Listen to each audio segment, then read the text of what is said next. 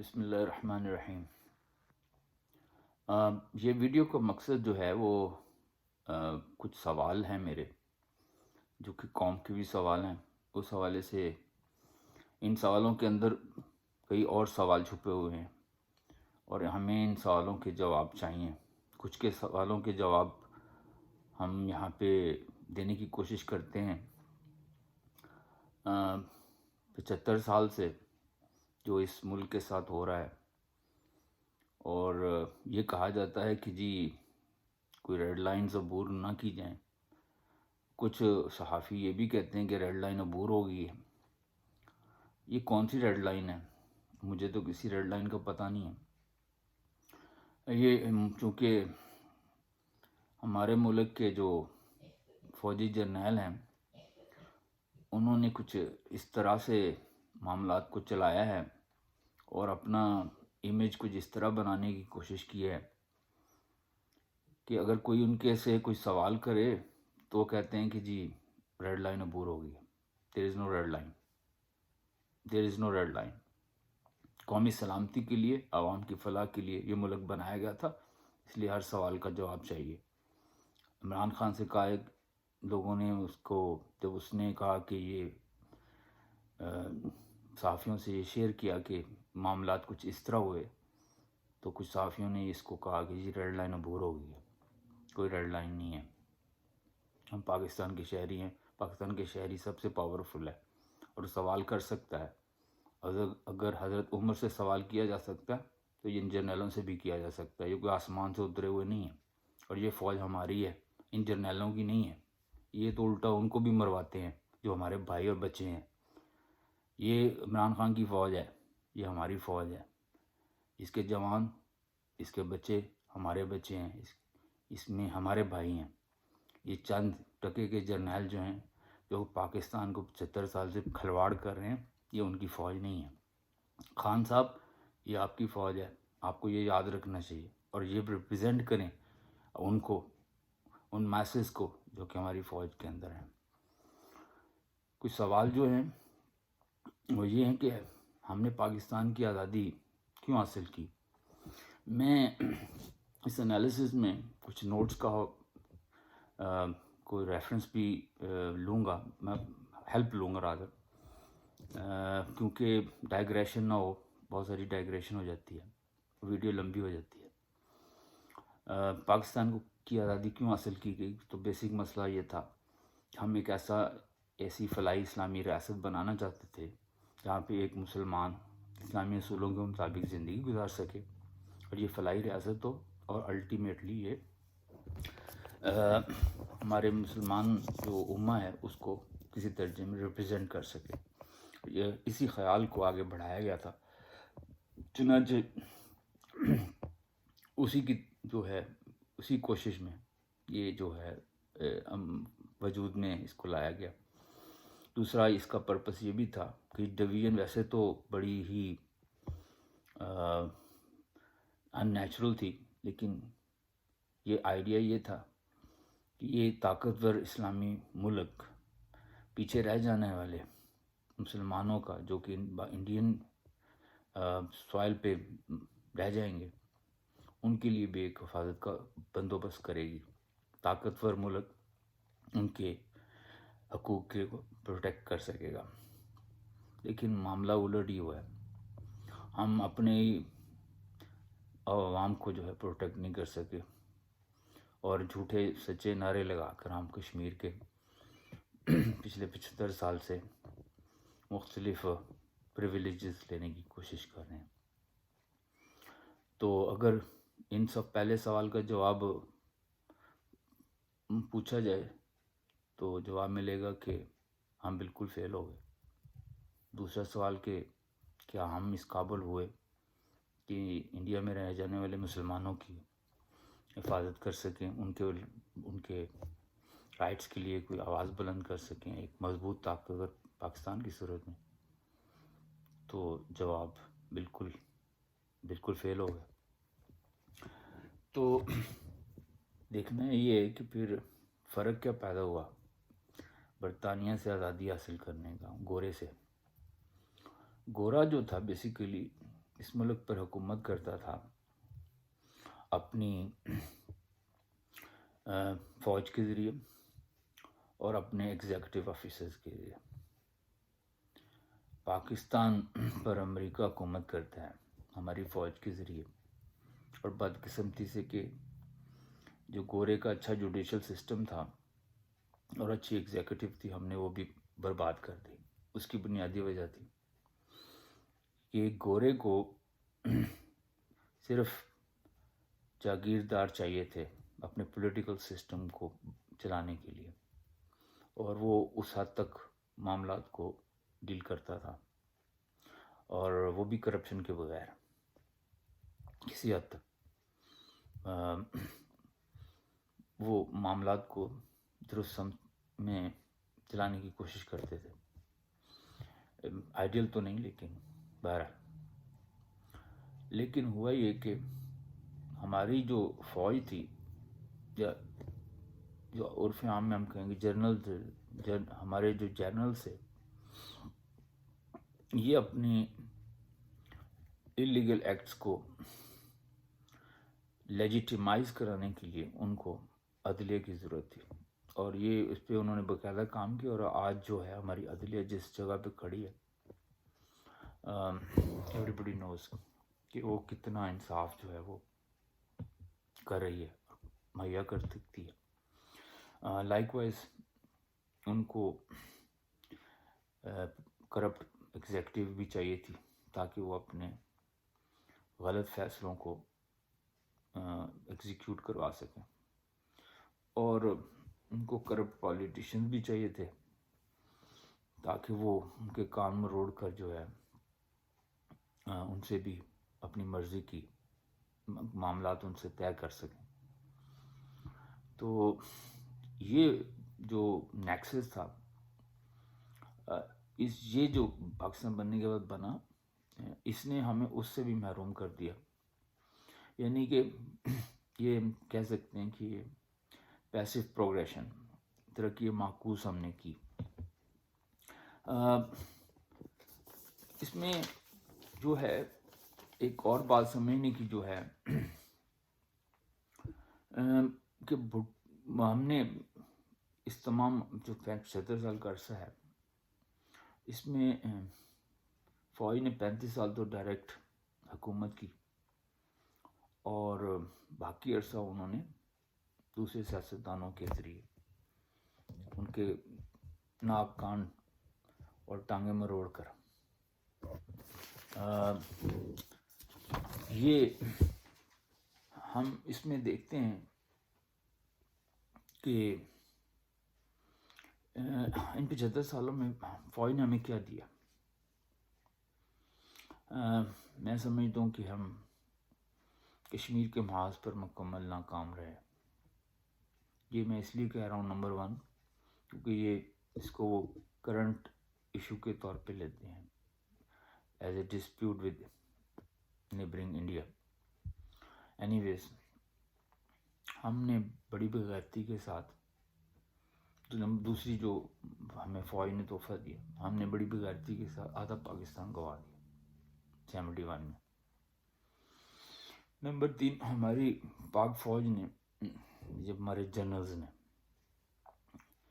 مجھے معذرت کے ساتھ اپنی فوج سے، وہ میرے بیٹوں جیسے ہیں، کئی زیادہ تر کچھ بھائی بھی ہوں گے، ہمارے پاک فوج نے یا ہمارے جنرلز نے ہمارے جوڈیشل سسٹم کی جڑیں کھوکھلی کی.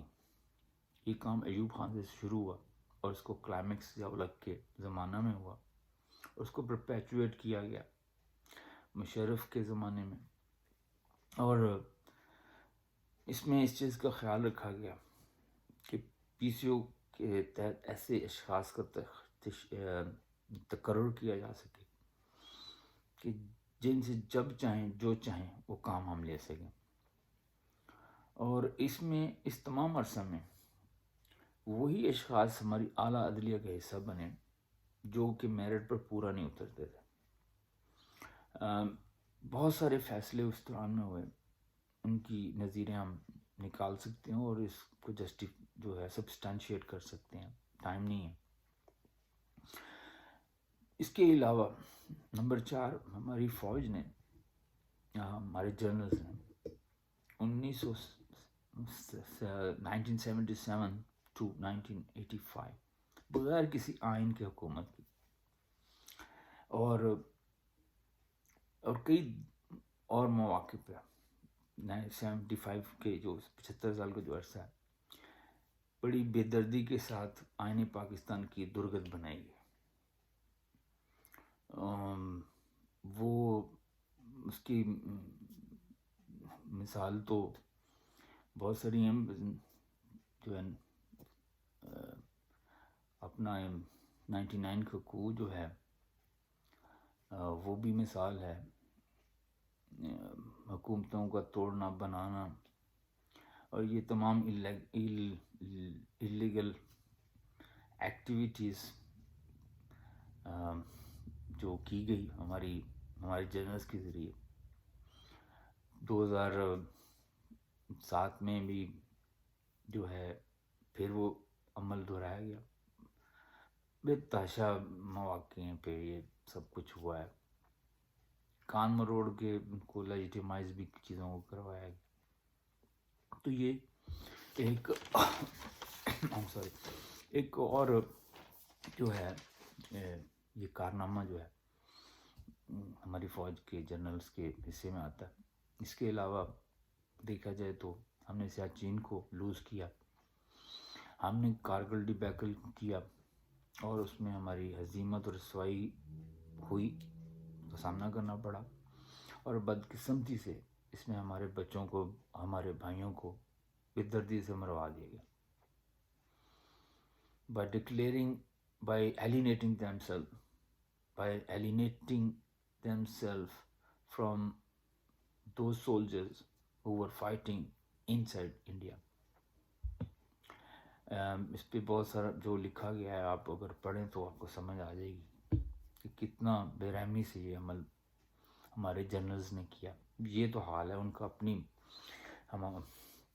فوج کی جو رینک اینڈ فائل کے ساتھ، اور کتنی ہمدردی ہے یہ پتہ چل جاتا ہے۔ ہم عوام کے حساب سے تو وہ خیر جو ہے سو ہے، وہ اپنوں کے ساتھ، وہ صرف اپنے ساتھ سنسیئر ہیں، یا اپنے آقاؤں کے ساتھ، کسی کے ساتھ سنسیئر نہیں ہے۔ 2000 جو 9/11 کے بعد ہوا، وہ ایک الگ ہے پورا ایپیسوڈ اور پورا چیپٹر۔ اس کے علاوہ ہم نے ہماری جنرلز نے افغان جہاد میں کہ جو افغان جنگ تھی اس کو جہاد کا نام دے کر، ڈیبیٹیبل کویسچنز ہیں، انہوں نے اس کو انڈر دس بینر آف جہاد امریکی ایجنڈے کو بڑھانے کے لیے پاکستان کو اس میں جھونکا گیا۔ انیشلی جو بھی انٹینٹ تھی ضیاء کی، بہرحال اینڈ آف دا ڈے پتہ چلا کہ ہم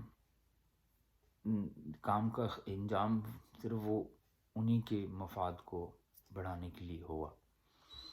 ہم نے میس اپ کیا، یہ ایک میس اپ تھا، لیکن اس کا یہ نہیں سوچا گیا اس وقت جب یہ فیصلہ کیا جا رہا تھا کہ اس کا ریمیفیکیشن، اس کی ریپرکشنز ہمارے کلچر پر کیا ہوں گی، ہمارے ملک پر کیا ہوں گی۔ اسے کلاشنکوف کلچر کو ہوا ملی، ڈرگ مافیا کو ہوا ملی، اور اس کے علاوہ بیکلاش جو ہمیں بھگتنا پڑا، بام بلاسٹ اور ادر فیکٹرز، وہ ہم اس سے گزرے، قوم پوری گزری، اسے قربانی دی ہم نے۔ اس کے علاوہ ہماری فوج نے ایک اور کارنامہ بھی کیا، سپاہی صحابہ اور لشکر طیبہ جیسی تنظیمیں کھڑی کی، اس میں بھی ہمارے بچوں کو جو ہے ان کی برین واش کر کے ان کو بھی استعمال کیا، اور اس کا کیا فائدہ، عملی فائدہ زیرو۔ بلکہ ہم نے جو اس کی وجہ سے ہماری اس کا جو نفسیات پر اور جو اثر پڑا، ہمارے کلچر پر جو اثر پڑا، اور جو ہماری ریپوٹیشن جو ہے انٹرنیشنلی جو جتنا ہم نے اس کو بیڈ ریپیوٹ کیا، ارن کیا، وہ ایک الگ باقاعدہ کہانی ہے۔ اس کے علاوہ ہم نے اپنے سیاسی نظام کو کنٹرول کرنے کے لیے ہمارے جنرلز نے ہر الیکشن کو انجینئر کیا، پری پول ریگنگ، آفٹر پول ریگنگ، اور اس کا نتیجہ یہ ہوا کہ پاکستان کو کبھی بھی درست ریپرزنٹیشن نہ مل سکی، نہ عوام کی جائز اور جو درست رائے تھی اس کو سامنے آنے کا موقع ملا۔ پھر اس کا ایک اور انہوں نے یہ کارنامہ کیا کہ کسی بھی رجیم کو کبھی بھی اسٹیبل طریقے سے حکومت نہیں کرنے دی، اور یہ تمام سیاسی عمل ہی جو بے معنی اور بے وقت بنا دیا انہوں نے، تاکہ لوگ یہ کہیں کہ جی یہ تو سب بھی ایک جیسے ہیں، اور ان کو جو ہے جسٹیفیکیشن مل سکے ان کے جو اللیگل اور number of times most of time ان کے جو لیجیٹیمیٹ ڈیزائنز ہیں وہ پورے ہو سکیں۔ ہمارے جرنلز نے ایک جو اور فردر ایک جو کارنامہ کیا، وہ ہمارے ایک ویلفیئر اسٹیٹ بنانے کی بجائے انہوں نے اس کو ایک سیکیورٹی اسٹیٹ بنا دیا۔ تمام عرصے میں عوام جو ہے وہ ایک سبسڈری لیول پہ چلے گئے، یعنی ایک ثانوی حیثیت پہ چلے گئے، اور ان کی ذوب و حالی اور اس ملک کا کسی کو کوئی انہوں نے خیال نہیں کیا، اس ملک کے بنائے جانے والے بنیادی مقصد کا کوئی خیال نہیں کیا، اور اس سلسلے میں کوئی بھی کنکریٹ طریقہ کار یا پلان انہوں نے ان کو دیا ہی نہیں جا سکتا، کیونکہ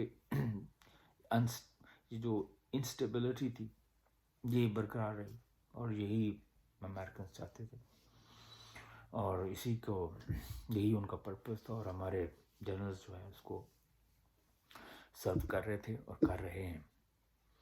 9/11 کے بعد کسی بھی قصور کے بغیر ہمارے جرنلز نے پاکستان کو ایک فرنٹ اسٹیٹ بنا دیا، اور غلاموں کی طرح ان کے سامنے امریکنز کے سامنے پھینکا، اپنے بچے اپنے بہنیں بیچی، جس کا پرویز مشرف نے اپنی کتاب میں کنفیشن کیا۔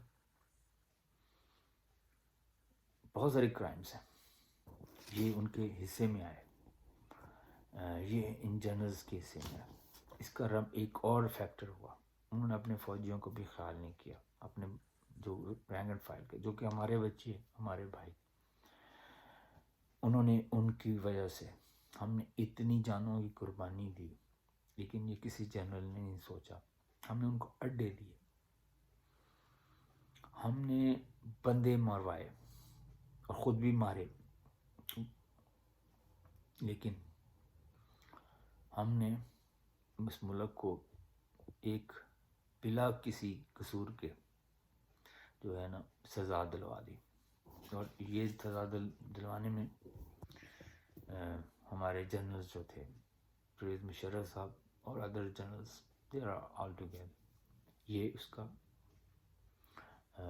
اس کے ملزم ہیں۔ اس کے علاوہ آج تک فوج نے کسی بھی اپنے فوجی جنرل کی کسی آمر کی اکاؤنٹیبلٹی نہیں ہونے دی۔ کیوں؟ کیونکہ یہ اس وجہ سے کہ فوج اس عمل کا دروازہ کھلا رکھنا چاہتی ہے، اگر اکاؤنٹیبلٹی ہو جاتی ہے تو پھر وہ دروازہ بند ہو جائے گا، اور اس سپیریئر امیج کو وہ کسی بھی طور پر ٹارنش نہیں کرنا چاہتے کہ ہم سپیریئر ہیں، ہمارا جنرل چیف آف آرمی ہے وہ سپیریئر ہے، اور اس کی آقائی جو امیج ہے اس کو برقرار رکھا جائے، اور وہ جو ہیں above and beyond the system ہے، اور وہ اس طرح کام کرتے رہے۔ اور اس کے علاوہ بھی جرنیل بہت سارے جرائم میں شریک رہے۔ یہ صرف نام بدلتے ہیں، حرکتیں سب کی ایک جیسی ہیں، چاہے وہ باجوہ ہو، ایوب خان ہو، یحییٰ ہو، Pervez Musharraf, so and so forth, Kayani, Raheel Sharif, they're all, ان کے یہ سب ایک جیسے ہیں۔ اب یہ کہا جاتا ہے کہ جی اپنی فوج رکھ لو یا دشمن کی، تو سوال یہ ہے کہ ہماری فوج ہے یا دشمن کی؟ کیونکہ ہماری فوج ہوتی تو ہمارا عوام کا خیال کرتی، لیکن ہم عوام کا تو کبھی خیال نہیں کیا، تو خیال تو امریکنز کا ہی کرتے ہیں، ان سے حکم لیتے ہیں۔ آج بھی ہمارے DGISI امریکہ ہو کے آئے ہیں اور ان سے پوچھ کے آئیں گے سر جی اب آگے کیا کرنا ہے۔ تو یہ بالکل بے معنی سے ایک سوال ہے، یہ لڑائی ہے، یہ جنگ ہے، it's a battle, it's a war and we are in day to day in different battles. یہ وار جو ہے، یہ اس کی اگر کوئی یہ نہیں سمجھتا کہ یہ وار ہے تو کسی اور دنیا میں رہتا ہے۔ پاکستان اس وقت ایک وار میں ہے اور بڑے کریٹیکل سچویشن میں ہے، اور یہ بھی یاد رکھا جائے کہ اگر جو لوگ سمجھتے ہیں کہ عمران خان سب سیاست کر رہے ہیں تو وہ غلط فہمی میں ہے۔ خان پہلی بات تو کبھی سیاستدان تھا ہی نہیں، نہ ہے، نہ وہ بن سکتا ہے۔ وہ اگر بنے گا تو اسٹیٹس مین بنے گا، اور وہ بن رہا ہے۔ اور میرا اپنا خیال یہ ہے کہ اگر اس کو اللہ نے موقع دیا، اب یہ بات پہ بہت سارے لوگ کویسچن کریں گے کیونکہ لوگوں کو جو پڑھایا ہے، جو بچپن سے انٹرینچ کیا گیا، ان کو ڈائجسٹ کرنا مشکل ہے۔ اگر خان کو موقع مل گیا ایک دفعہ اور اللہ نے اس کو زندگی دی اور اللہ تعالیٰ اس کو دے، اور اگر اس نے جو لیسن لرن کیا اس کے مطابق وہ چلا، میں آپ کو یہ بتا رہا ہوں، خان قائد اعظم سے بڑا لیڈر ثابت ہوگا۔ قائد اعظم سے بڑا لیڈر ہے، میں اب بھی اس کو مانتا ہوں۔ یہ کوئی نہیں سمجھتا لیکن میں سمجھتا ہوں، اس کی میری وجوہات ہیں، میرے پاس آرگومنٹس ہیں، میں ہوا میں بات نہیں کر رہا۔ یہ جو سب کچھ ہو رہا ہے، اس میں دو بڑے اہم اس میں پوائنٹس ہیں۔ نمبر 1، اس نے ہماری فوج کو ننگا کر دیا۔ میرے جیسے لوگ تو سب پہلے ہی سمجھتے تھے، لیکن عام آدمی کو یہ سمجھ نہیں آ رہی تھی، لیکن اس تمام چیز نے اللہ کی طرف سے ہماری فوجی جنرلز کو ننگا کر دیا، اور یہ ہماری فوج کے رینک اینڈ فائل کو بھی سمجھنا چاہیے، وہ بھی ہمارے بیٹے بھائی ہیں، کہ یہ جنرل اپنے اور اپنے آقاؤں کے حوالے سے سوچتے ہیں۔ ڈیم کیئر، یہ استعمال کرتے ہیں لوگوں کو، بندوں کو، سسٹم کو، اور سرو کرتے ہیں۔ یہ ان کے انٹرسٹ کو واچ کرتے ہیں، ان کے پرپس کو سرو کرتے ہیں۔ نمبر 2، اس تمام عرصے میں یہ لائن اپ ہونا شروع ہو گئی چیزیں، یہ پولرائزیشن، میں اس کو اچھی پولرائزیشن سمجھتا ہوں۔ حق اور باطل، یہ حق اور باطل ہی کی لڑائی ہے۔ اگر کوئی سمجھتا ہے یہ حق اور باطل کی لڑائی نہیں ہے تو وہ غلط سمجھ رہا ہے۔ اگر کوئی سمجھ رہا ہے کہ یہ سیاست ہو رہی ہے تو یہ غلط سمجھ رہا ہے۔ ہماری عوام کو سمجھنا چاہیے کہ یہ ایک جنگ ہے، ایک وار ہے۔ یہ عمران خان تحفہ ہے، اس کو تحفہ سمجھ کے اس کو ایکسیپٹ کرنا چاہیے اور ٹریٹ کرنا چاہیے۔ اب رہی بات کہ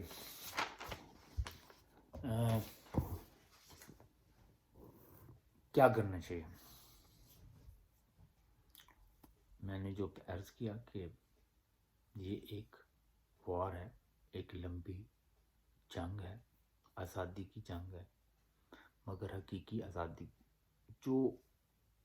جو پارٹ، جو حصہ اپنے 1947 میں آزادی کے حوالے سے جو حصہ مس کر گئے تھے، یہ اس مسنگ پارٹ کی ایگزیکیوشن کے لیے ہے۔